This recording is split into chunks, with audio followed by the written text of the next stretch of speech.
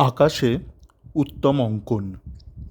তা আমার আগের অডিওটা মানে কেন নয় তিনটে নয় সেখানে আলোচনা করেছিলাম হাবাসের প্রেফার্ড ফরেন কম্বো স্ট্র্যাটেজি নিয়ে। তো সেখানে আমি বলেছিলাম যে হাবাসের কাছে এই মুহূর্তে 5খানা ভারতীয় সেন্টার ব্যাক আছে এবং যদি অঙ্কন ভট্টাচার্যকে ভালো খেলতে দেখি হয়তো সে ষষ্ঠকেও পেয়ে যাবে, ষষ্ঠ ভারতীয় যে সেন্টার ব্যাক খেলতে পারে। তো আজকে অঙ্কনের খেলা দেখলাম কলকাতা ফুটবল লিগে। তো কলকাতা ফুটবল লিগের কিছু সম্ভাবনা নিয়ে আলোচনা করব, ছোট্ট করে করব। তো তার পূর্বে আমি ওই হাবাস সংক্রান্ত আলোচনাটা আরও একটু ছোট্ট একটু ব্যাখ্যা করে দিই অ্যাডিশনাল ফুটনোট গোছের। দেখুন, আপনাকে 11 জন যুবককে নামাতে হবে। আপনার হাতে কোটা আছে 4টে বিদেশি, 6জন স্কোয়াডে থাকতে পারে, কিন্তু 4জনকে আপনি খেলাতে পারেন।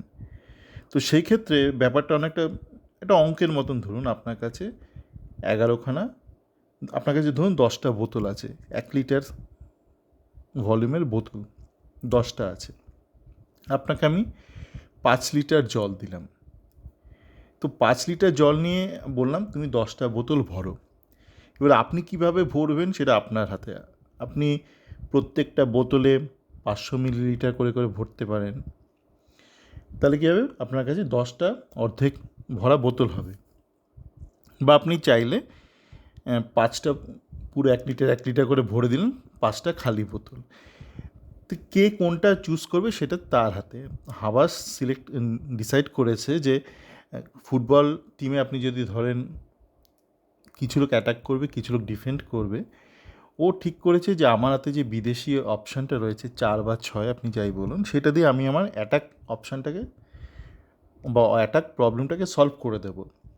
এবার ডিফেন্ড প্রবলেমটা কীভাবে সলভ করবে সেটা হাবাস, এটা একটা বোধহয় সুপারম্যান বা ব্যাটম্যানের একটা সিনেমাতে একটা ডায়ালগ ছিল যে বড় প্রবলেম থাকলে তাকে ছোটো ছোটো প্রবলেমে ব্রেকডাউন করো, করে তারপর তাকে সলভ করার চেষ্টা করো। তো হাবাসের এটা অ্যাপ্রোচ। দেখুন, একটা প্রবলেম সমাধান আপনি বিভিন্নভাবে করতে পারেন। এই ক্ষেত্রে যেহেতু সীমিত বিদেশি কোটা আপনার হাতে রয়েছে, তো আপনি যেই অপশানই সিলেক্ট করুন না কেন, আপনার কাছে কিন্তু কিছু প্রবলেম সলভ হবে, কিছু প্রবলেম ওপেন থাকবে। তা হাবাস সে কোচ হিসেবে এটাকে পছন্দ করেছে, এবং সে কেন করেছে সেটা আমি আমার আগের অডিওতে ব্যাখ্যা করেছি। যে ভারতীয়দের অশিক্ষিত, ফুটবলে অশিক্ষিত ভারতীয়দের আপনি ঘষে মেজে চট করে আপনি আইএসএল মানে ডিফেন্ডার বানাতে পারেন, বা ডিফেন্ডার বা ডিফেন্সিভ মিডিও বানাতে পারেন, কিন্তু চট করে আপনি তাদেরকে অ্যাটাকার বানাতে পারবেন না। কেননা অ্যাটাকারকে অতটা সময় দেয় না। আপনি যদি দেখেন, আপনি যেই মানেরই ফুটবল, কলকাতা ফুটবল লিগের মান বলুন, বা আইএসএল মান, বা যে কোনো লা লিগা মান, এ লিগ মান, যে কোনো একটা বিশেষ লিগে আপনি দেখবেন ডিফেন্ডারের হাতে যতটা সময় থাকে তার থেকে অনেক কম সময় পায় যারা অ্যাটাকিং জোনে থাকে, কেন অ্যাটাকিং জোনে আপনাকে প্রেস করে। তো যেই লেভেলেই আপনি ফুটবল খেলুন না কেন, পাড়ার ফুটবলেও আপনি ডিফেন্সে খেললে ওই একটা ফ্র্যাকশন অফ সেকেন্ড এক্সট্রা আপনি পাবেন। তো সেটা অনেকটা ডিফার করে দেয়। তো তাই অনেকে প্রশ্ন করছে যে কী করে অ্যাটাক তৈরি হবে ডিফেন্স থেকে। তো একই প্রশ্ন, আপনার যদি অফেন্সও যদি ভালো প্লেয়ার না থাকে, আপনি কী করে মাঝমাঠে পর অ্যাটাকটাকে আগে এগিয়ে নিয়ে যাবেন। তো কেন সেটা আরও কঠিন, মানে আপনি যখন আপনার হাফ সেন্টার লাইন পেরোবেন, আপনার হাতে কিন্তু আরও একটু সময় কম থাকবে। তো হাবাস মনে করেছে ব্যক্তিগতভাবে কোচ হিসেবে, এবং আমি ব্যক্তিগতভাবে সহমত তার ওপিনিয়নে। আপনি সহমত নাও হতে পারেন, কেন বললাম না, ওই গন্তব্যে পৌঁছানোর অনেক রাস্তা হতে পারে, পথ হতে পারে, এইটা একমাত্র পথ নয়। তো হাবাস যে পথটা চয়ন করেছে, আমি ব্যক্তিগতভাবে সেই পথটার সমর্থন করি। এবার আসা যাক খেলায়, কেননা আমি বলেছিলাম আমার আগের অডিওতে যে অঙ্কন যদি ভালো খেলে তাহলে কিন্তু আরেকটা চয়েস পেয়ে যাবে হাবাস। এবার অঙ্কনকে নিয়ে যেটা ব্যাপার সেটা হচ্ছে যে অঙ্কন গত বছর খেলেছিল আইএফএ শিল্ডে, কলকাতা ফুটবল লিগে। তারপর আমি দেখেছিলাম মনোরঞ্জন প্রশংসা করছে। আর নবাবের ছেলে, যেহেতু মানে ছেলে মানে টিমের ছেলে, নবাব সবাইকেই প্রশংসা করে। তো এখানে একটা প্রবলেম হয়ে যায় যে অনেকে আছে বাঙালির উপকার করতে গিয়ে প্রত্যেকটা বাঙালিরই প্রশংসা করে। যেমন দেখবেন এক স্নেহাশিস বলে একজন ভদ্রলোক আছে, আমি আজকে ওনার ম্যাচ রিপোর্টটা দেখছিলাম, আমার ম্যাচ রিভিউ, উনি প্রত্যেকটা বাঙালি ছেলে দারুণ প্রশংসা করেছে। তো এরকম প্রশংসা করার থেকে না করা ভালো, কেননা এতে করে যারা যোগ্য বাঙালি হয় তারা বঞ্চিত হয়ে যায়, কারণ আপনি সমস্ত কিছু একদর করে দিচ্ছেন। তো উনি অঙ্কন নিয়েও ভালো বলেছে, আবার সবাইকে নিয়ে ভালো বলেছে। তো এইটা প্রবলেম। তো যে অঙ্কনের বিষয়ে দেখুন, অঙ্কনের যা খেলাটা দেখলাম, আমি দ্বিতীয়ার্ধে খেলাটা আরেকবার রিপ্লে করে দেখলাম। অঙ্কনের এই পজিশনিং সেন্সটা পরিষ্কার, মানে কোথায় দাঁড়াতে হবে বা আশপাশে কী পরিস্থিতি, আশপাশে আমার ডিফেন্ডাররা কোথায় দাঁড়িয়ে আছে, আশপাশে আমার অ্যাটাকাররা কোথায় দাঁড়িয়ে আছে, এই সেন্সটাও রয়েছে। বা এইটা করতে গেলে যে স্কিল সেটটা দরকার, চোখ কান খোলা রাখা, সেইটা ও পারে। এবং ও পারে বলেই ও যখন বলটা পায়, ও কিন্তু খুব তাড়াতাড়ি বলটা নিয়ে একটা ডিসিশন নিতে পারে, বলটা ও ব্যাক করবে নাকি ডান দিকে দেবে, সামনে দেবে, খুব তাড়াতাড়ি সে কাজটা করতে পারে। তো প্রাথমিকভাবে ওকে দেখে, একটা ম্যাচই তো দেখলাম ঘুটি, এর আগে আমি ওকে দেখিনি সেইভাবে, দেখিনি বলা যেতে পারে। তো প্রথম ম্যাচটা থেকে অন্তত আমার মনে হয়েছে একে নিয়ে আপনি ওই আকাশে উত্তম অঙ্কন বা উত্তম ছবি আঁকতেই পারেন। আমার মনে হয় হাবাসের উচিত ওকে নিয়ে একটু একটু R&D করা, রিসার্চ করা, কেননা একে দিয়ে খুব সম্ভবত আরেকটা দীপেন্দু বিশ্বাস, সুমিত রাঠি হয়ে যেতেও পারে। এবার আপনাদের অনেকেরই ক্ষোভ রয়েছে রোহিত কুমারকে নিয়ে। তো সেখানে আমরা দেখলাম তন্ময় দাস কিন্তু বেশ ভালো খেলছে নিচে, ডিফেন্সিভ মিডিও রোলে, যে রোলে রোহিত কুমার খেলে।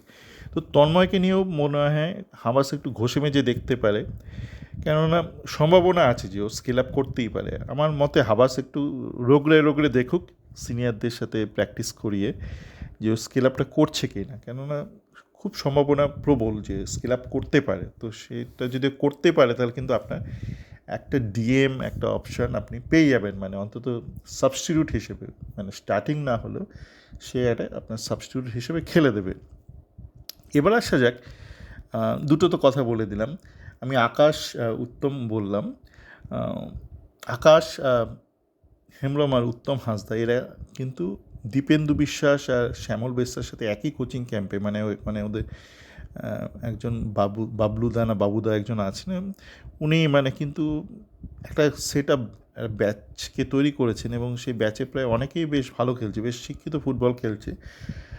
এবার আকাশে আমি দেখছিলাম মানে যথেষ্ট প্রতিভাবান, মানে যথেষ্ট প্রতিশ্রুতিবান, এবং চেহারা ভালো, ঠিকঠাক উচ্চতাও রয়েছে, খেলার মধ্যে অনেকটা শিক্ষার ছাপ রয়েছে, মানে উইং দিয়ে খালি আপ ডাউন করে না, যথেষ্ট ট্র্যাক ব্যাক করে, আবার ভেতরে ইন কাটিং করেও আসে, যে জিনিসটা আপনি আবার ওই আমাদের যে আরেকটা রাইট উইঙ্গার তার খেলা কিন্তু দেখতে পারবেন না, বিজয় মুর্মুর খেলা দেখতে পারবেন না। বিজয় মুর্মুকে দেখলে আপনার মনে হবে যে ওকে একটা ট্রেনের ট্র্যাকে নামিয়ে দেওয়া হয়েছে একটা ইঞ্জিন দিয়ে, ও শুধু ওই সোজা ওঠে আর নামে, ওঠে আর নামে। আজকের দিনে দাঁড়িয়ে কিন্তু এরকম কেউ উইংয়ে খেলে না। আপনার যদি ক্রিসের খেলাটা দেখেন, ও তো একাধিক পজিশনে খেলতে পারে, তো দেখবেন যে ও যখন উইংয়ে খেলছে, ধরুন লেফট উইংয়ে খেলছে, ম্যাক্সিমাম তো এখন রিসেন্ট ইতিহাসে লেফট উইংয়ে খেলেছে।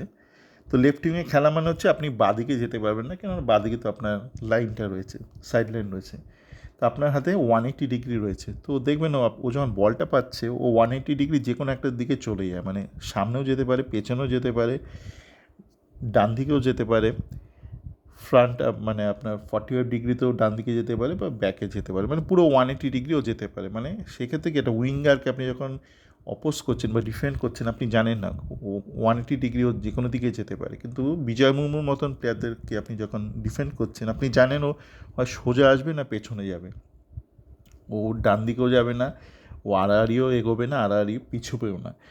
তো আকাশ হেমব্রমের মধ্যে কিন্তু এই সম্ভাবনাটা দেখছি, অনেক ঘষা মাজা করতে হবে। আরেকটা হচ্ছে উত্তম হাঁসদাও মোটামুটি ফলস নাইন এই পজিশনে খেলছিল, সেন্টার ফরওয়ার্ড এই ফলস নাইন এই পজিশনেই খেলছিল। তো ওর কিন্তু প্রাথমিক জিনিসগুলো অনেকটা ঠিকঠাক রয়েছে, যে টাচ এগুলো রয়েছে, দুটো গোল করেছে, বেশ ভালো পায়ের টাচ দিয়ে গোলগুলো করেছে, আপনারা দেখেও নিতে পারেন। আকাশ হেমব্রম দুটো করেছে, দুটো পোস্টে মেরেছে, আর একাধিক 5-6টা গোল করে ফেলতে পারতো আজকে আকাশ হেমব্রম। তো এই দুটো প্লেয়ারকে নিয়ে কিন্তু হাবাস নাড়াচাড়া করতে পারে, কিন্তু এরা ইমিডিয়েটলি আপনার আইএসএলে এদের নামানো যাবে না, আরও অনেক ঘষা মাজা করতে হবে। তো আমি সেটাই বলছিলাম যে হাবাস জানে যে আপনি ঘষা মাজা করে অঙ্কনকে বা তন্ময়কে নামিয়ে দিতে পারেন, 15-20 মিনিট এই আইএসএলেই নামিয়ে দিতে পারেন ঘষা মাজা করে, কিন্তু আকাশ বা উত্তম হাঁসদাকে আপনি পারবেন না। ওদের জন্য একটু লং টার্ম প্ল্যান দরকার, কেননা লং টার্ম প্ল্যান না হলে কোনো দিন আপনি ইন্ডিয়ান পাবেন না। মানে এই মুহূর্তে আমার মতে জেসিন ডেভিড এদেরকে আপনি রোগলে লাভ নেই, আপনার সময় নষ্ট, আপনার অর্থ নষ্ট। আপনি যদি আকাশ হেমব্রম, উত্তম হাঁসদা এদেরকে একটু রগড়ান, একটু ঘষা মাজা করেন, খুব প্রবল সম্ভাবনা আছে যে 2 বছর বাদে আপনি এদের থেকে কিন্তু আইএসএলে মিনিট পাবেন। হ্যাঁ, সাবস্টিটিউট হিসেবে মিনিট পাবেন, এই মুহূর্তে পাবেন না কিন্তু সম্ভাবনা আছে। কিন্তু এই জেসি ডেভিডকে আপনি যতই রগলান, আপনার পয়সা নষ্ট, আপনার সময় নষ্ট, সমস্ত কিছুই নষ্ট। তো এই বলার ছিল যে তন্ময় দাস, অঙ্কন এদেরকে একটু রোগড়ে দেখতেই পারে হাবাস, আর এই বাকি এই আকাশ আর এই ছেলেটাকে, উত্তম হাঁসদাকে একটু লং টার্ম প্ল্যানের জন্য একটুখানি গ্রুমিং করলে ভালো হয়, তাহলে আমরা পেতে পারি। না তো দেখুন, at the end of the day এই যে ভারতের ন্যাশনাল টিমও দেখছেন পাচ্ছে না, না 10 আছে না 9 আছে। সেটা আপনার আমার থেকে হাবাস ভালো ছিল, কেন প্রথম আইএসএল থেকেই ভারতীয় ফুটবলের সাথে যুক্ত। ইনফ্যাক্ট আমার মনে আছে যখন রবি ফাউলার এসেছিল, আমি আমার আগের অডিওটাতেই বলতাম, ভুলে গিয়েছিলাম, তো ওনার যে সাগরেদ ছিল টনি গ্রান্ট, উনি মূলত কোচিংটা করতেন রবি ফাউলার মোটামুটি ফ্রন্ট এন্ড ব্যাপারটা ছিল। তো টনি গ্রান্ট আর ওনাদের একজন ছিল, একজন খুব পেটোয়া একজন ইংরেজ এক সাংবাদিক ছিল। তো টনি গ্রান্ট মাঝে মধ্যে আমার চ্যাট ফোরামে আমাকে ডাইরেক্ট মেসেজ পাঠাতো, কিন্তু ওই যে সাংবাদিক ছিল সে ডিটেলে অনেক মেসেজ পাঠাতো। তো সাংবাদিক আমাকে বলেছিল শুরুতে যে, আমি বলেছিলাম তোমরা 9 কাকে এনেছো, কোন বিদেশি? বলছে না না, এখন 9 দরকার নেই, আমরা জেজেকে দিয়ে কাজটা চালিয়ে দেবো। আমি বললাম জেজেকে দিয়ে কাজ চালাবে? বলছে হ্যাঁ হ্যাঁ, টনি আর রবি ফলের দৃঢ় বিশ্বাস যে জেজেকে দিয়ে হয়ে যাবে। তো আমি বললাম একই ভারতীয় 9, তারপর জেজে, তখন পড়তি ফর্ম, তখনও কিন্তু আইএসএল শুরু হয়নি, ওই কোভিড টাইমে। আমি বলেছিলাম তোমাদের সামনে ঘোর বিপর্যয় রয়েছে, ডিজাস্টার ইংলিশেই লিখেছিলাম। তো এটা কিন্তু আইএসএলের শুরুতেই বলেছিলাম। তো রবি ফাউলাররা যে ভুলটা করেছে, হাবাস সেটা করবে না। হাবাস জানে ভারতীয়দের দিয়ে কী হবে, 10-9-এর কাজটা ভারতীয়দের দিয়ে হবে না। কিন্তু আমার হাবাসের কাছে একটাই অনুরোধ যে ভবিষ্যতের কথা ভেবে এদেরকে অন্তত এই উত্তম হাঁসদা, আকাশ হেমব্রম এদের একটু ঘষা মাজা করুন না, তো আমরা কোনো দিনই পাবো না। হ্যাঁ, সেটাও ভালো ব্যাপার না। সকলে ভালো থাকবেন।